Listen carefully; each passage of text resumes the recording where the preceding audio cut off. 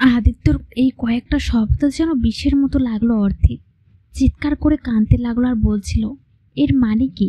আরশকে তার চাই, তার সন্তান তার বুক খালি করে এভাবে মারা যেতে পারে না।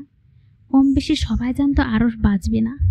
রূপকে সেদিন বুঝেছিল, রূপ বলেছিল দেশের বাইরে নিয়ে যাব, কিন্তু কোনো লাভ হতো না।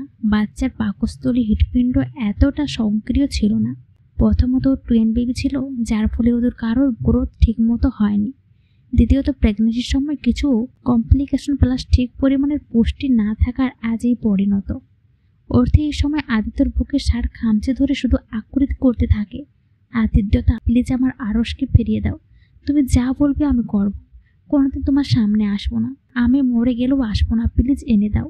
কিছুক্ষণ পর দেখে রূপকে সেখানে গিয়েও পাগলের প্রলাপ শুরু করে, শোনো না, আমি প্রমিস ঠিক মতো খাবার খাবো, সব খাবো, মাছ, দুধ, ডিম, সব যা বলবে সব শুনবো, প্লিজ আমার সন্তানকে এনে দাও। সবাই অর্থিকে সামলাতে হিমশিম খাচ্ছিল। তখন অর্থের মা এসে অর্থের কাঁধে হাত রাখে।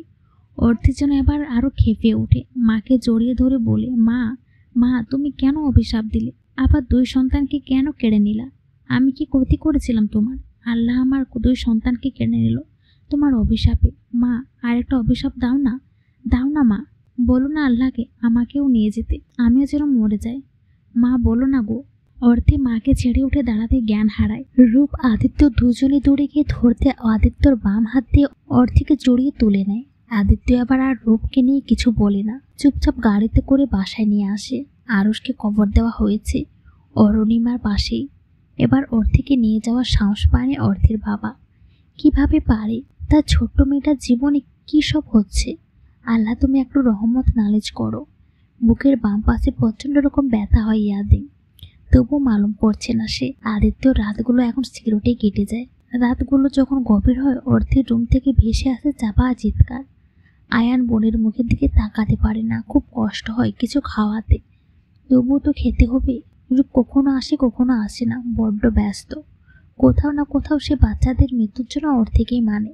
নিশির কথাগুলো বড্ড তাকে ভাবায়। মা চাইলে সব পারে, তবে কেন অর্থে নিজের ভুলের জন্য ওর সন্তানদের মেরে ফেললো? কি হতো যদি একটু কেয়ারফুল থাকতো? এইসব ভাবলে মাঝে মধ্যে খুব রাগ হয় রফির। আবার মনে হয় জন্ম মৃত্যু সব তো আল্লাহর হাতে। মেয়েটার দিকে তাকানো যায় না, চোখের নিচে কালি, মুখ শুকিয়ে গেছে, চুল উচ্ছু খুস্সু। দেখতে দেখতে কেটে গেল 1 মাস। আদিত্য রোষার বিয়ের দিন ঘনিয়ে আসছে। আদিত্যর বিয়ের কথা মনে হলে অর্থে না চাইতেও বড্ড কষ্ট হয়। রুষা আপুর ভাগ্য অনেক ভালো, সে আদিত্য দাকে পেয়েছে। রুষা আপুর তো অর্থের সবকিছুই পছন্দ হতো, তাই হয়তো আদিত্য দাকেও পছন্দ হয়েছে। যাক, ভালোই হলো, আদিত্য দা এক পবিত্র মেয়েকে বিয়ে করবে, সংসার করবে, অর্থের মতো অপবিত্র মেয়েকে না। অর্থের বাসায় বড্ড বিরক্ত লাগছে, তাই চুপচাপ নিজের বাসায় চলে এলো। আসার সময় মাকে বলে এসেছে। আয়ান আদিত্য কারও মুখামুখি হয়নি, কারণ এরা আসতে দিত না। বাসা ভেতর থেকে লক, অর্থের হাতে চাবি ছিল। আজ প্রায় 4 মাস পর বাসায় এলো অর্থ। বড্ড অচেনা লাগছে, হয়তো অনেকদিন পর এলো তাই এমন লাগছে। বেখালিভাবে হাঁটতে পায়ের সাথে কারো জুতা লাগে, মেয়ের জুতো, কিন্তু এই জুতো তো অর্থের নয়। দ্রুত পায়ে বেডরুম দিকে এগিয়ে চোখ আটকে যায়।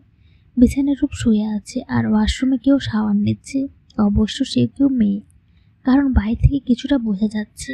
কিছুক্ষণ পর অর্থেকে অবাক করে দিয়ে টাওয়ালটা পেঁচিয়ে বেরিয়ে এলো রূপের বেস্ট ফ্রেন্ড নিশি।